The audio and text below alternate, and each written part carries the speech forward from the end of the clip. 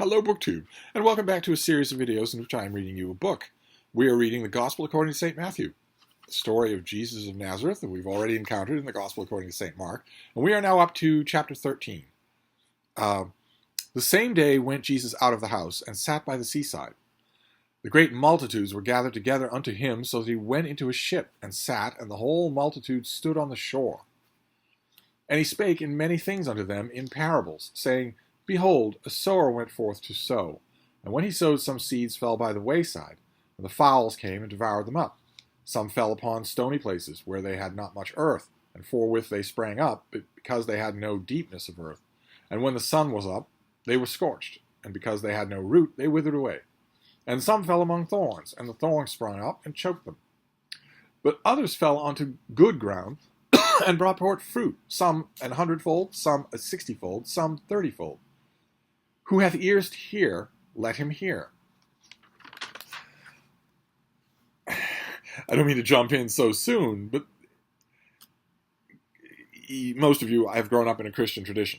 You are accustomed to having explicators of one kind or another, catechism, priests, prelates, whatever, twist these words to fit a reading. But what he who hath ears to hear hears in that first parable is only one thing. It could not be any clearer. It is that the sower of the seeds in the parable is inept.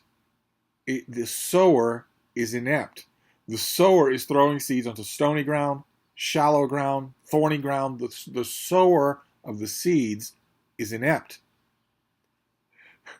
The ground is inanimate. The ground can neither be guilty nor innocent. The seeds are non-sentient. They can neither be guilty nor innocent.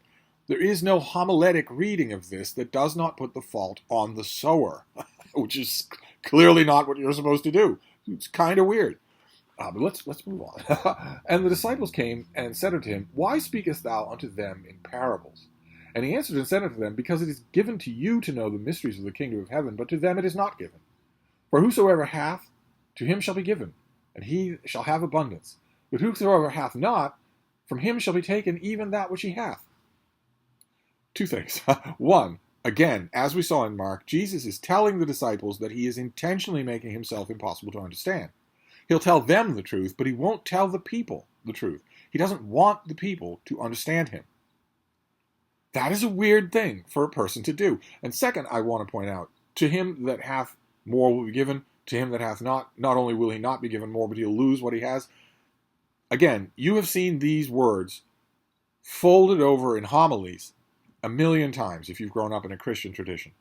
But what is being described in those lines is fundamentally unjust. Just like the parable of the sower. The only conclusion you can draw from a system where those who have get more and those who have nothing lose all is that system is unjust. Anyway, let's just move on. Therefore I speak to them in parables, because they seeing see not, and hearing they hear not, neither do they understand. But in them is fulfilled the prophecy of Isaiah, which saith, By hearing ye shall hear, and shall not understand, and seeing ye shall see, and shall not perceive. For this people's heart is waxed gross, and their ears are dull of hearing, and their eyes have been closed, lest at any time they should see with their eyes, and hear with their ears, and should understand with their heart, and should be converted, and I should heal them. Isn't that the point? Isn't that what you want to do? But blessed are your eyes, for they see, and your ears, for they hear. For verily I say unto you, that many prophets and righteous men have desired to see those things which ye see, and have not seen them, to hear those things which ye hear, and have not heard them. Hear ye therefore the parable of the sower. When any one heareth the word of the kingdom, and understandeth not, then cometh the wicked one, and catcheth away that which is sown in his heart. This is he which receiveth seed by the wayside. But he that receiveth the seed into stony places, the same is he that heareth the word, and anon with joy receiveth it. And yet he hath no root in himself, but dureth for a while. When tribulation and persecution ariseth, because of the word, by and by he is offended. He also that received seeds among thorns is he that heareth the word, and the care of this world and the deceitfulness of riches choke the word, and he becometh unfruitful. But he that receiveth seed into the good ground is he that heareth the word and understandeth it, which also beareth fruit, and bringeth forth some an hundredfold, some 60, some 30. This is a rare instance where Jesus tells a parable and then takes the disciples aside and explains what it means. And his explanation is terrible. It is absolutely terrible. The fault in the parable of the sower is with the sower. The sower is throwing seeds onto thorny ground, onto rocky ground. That is the fault of the sower. The ground can't get up and move somewhere else. It can't change its nature. It can't change what it actually is. Anyway, another parable he put forth unto them, saying, The kingdom of heaven is likened unto a man which sowed good seed in his field. But while men slept, his enemy came and sowed tares among the wheat, and went away. But when the blade was sprung up and brought forth fruit, there appeared the tares also. So the servant of the householder came and said to him, Sir, didst thou not sow good thy seed in the field? From whence hath come its tares? He said unto them, An enemy hath done this. The servant said unto him, Wilt thou then that we go in and gather them up? But he said, Nay, lest while ye gather up the tares, ye root up the wheat with them.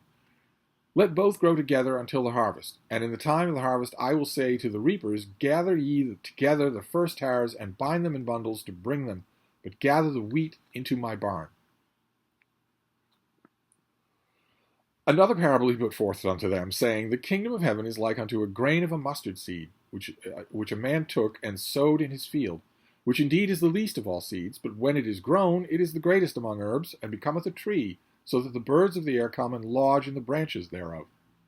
Another parable spake he unto them, The kingdom of heaven is like unto a leaven, which a woman took and hid in 3 measures of meal, till the whole was leavened.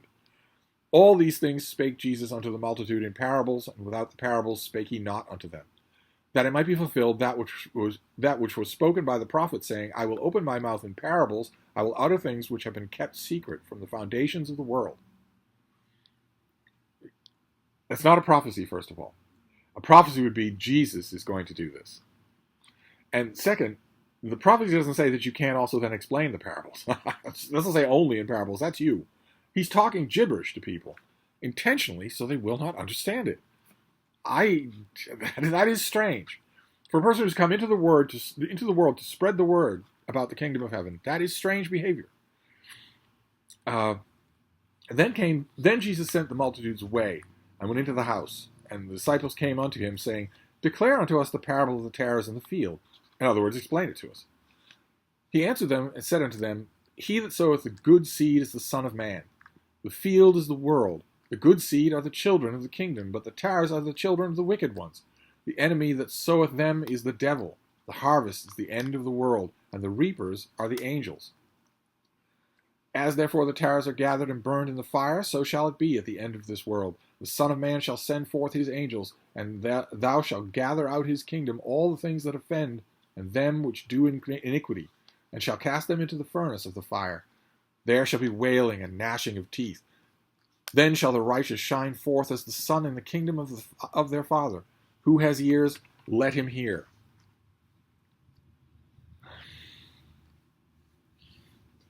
Again, the kingdom of heaven is like unto the treasure hidden in a field, the which when a man hath found, he hideth, for joy thereof goeth and selleth all that he hath, and buyeth that field. Again, the kingdom of heaven is like unto the merchantman seeking goodly pearls, who, when he found one pearl of great price, went and sold all that he hath, and bought it. Those parables don't make any sense.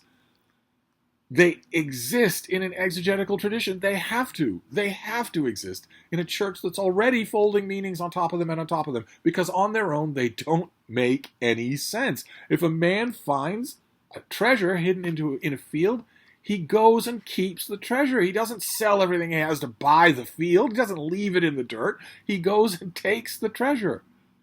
If a man finds a pearl of great price, he doesn't sell all that he has to buy it because he's already found it. It's already his.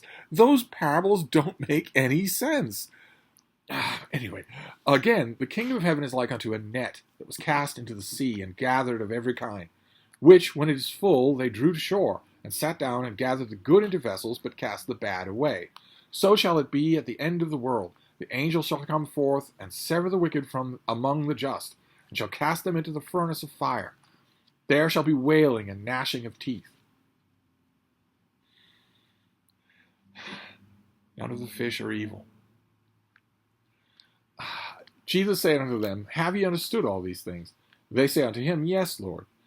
Then he said unto them, Therefore every scribe which is instructed into the kingdom of heaven is like unto a man that is a householder, which bringeth forth out of his treasure new things and old. And it came to pass that when Jesus had finished these parables, he departed thence.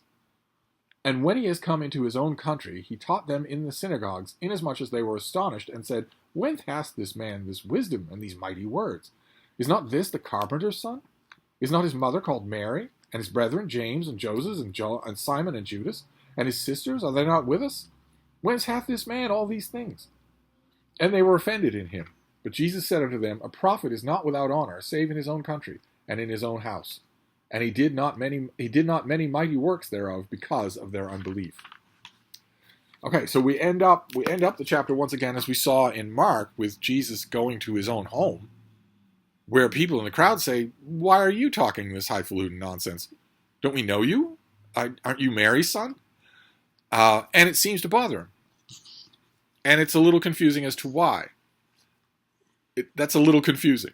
It's a little confusing that Jesus would say to his disciples that some people will have ears to hear the revelation of the word and others will not. And they will be cast into the fire with wailing and gnashing of teeth. Okay, Jesus' disciples were called from ordinary life. Jesus is telling them the people won't understand this, but his disciples are the people. They aren't learned men. So here, I think, in passages like this, you have the beginning of the doctrine of predestination that has been the defining doctrine of so many denominations of Christianity. Jesus seems to be saying here, the parable of the sower seems to be saying that whether or not you are good ground to receive the word is not up to you. These stories seem to say that. They seem to say it isn't up to you whether you hear these things or not. You'll either be open to the word or you won't. I mean, what other explanation could there be that Jesus would say, well, the people in this neighborhood, they know me, so they won't be open to the word? Why not? Why wouldn't they be? This chapter and a couple of the chapters that are coming really make me contemplate, what is this story that we're reading? Apart from the huge religious weight, apart from the religious explanations you've been given your whole life, what is this story? What is this character wanting to do? This character of Jesus, what is he wanting to do? He seems to want to profess a new doctrine, a new word of spirituality. But he doesn't want to preach it to everybody. And he's already telling his disciples that not only is he being intentionally obscure so that his listeners won't understand him, but also, even if he was clear as a bell, some of them are just rocky soil. It won't matter how clear he is to them. So what is he trying to do? If you read this just cold, just with clear eyes, without any kind of religious veneer on top of it, it doesn't make a whole lot of sense. We'll see if upcoming chapters will make more sense. One thing that was missing from this chapter almost completely, there were almost no miracles of any kind. And no hint of that very human drama, that human tension growing between Jesus and the powers that have the ability to arrest and kill him. Those elements are missing here. Instead, this is the main action of this chapter is Jesus speaking in intentionally impenetrable parables to crowds, and then taking his disciples aside and explaining what the parables mean. Which is enduringly strange. Why would Jesus not be as plain as possible to the crowds? Why would that be so? Anyway, we're going to wrap up this chapter for now. I'm not sure how much reading we're going to do this week, but I want to get at least a day in this week. So we'll wrap this up for now, and we'll move on next time. Thank you, BookTube.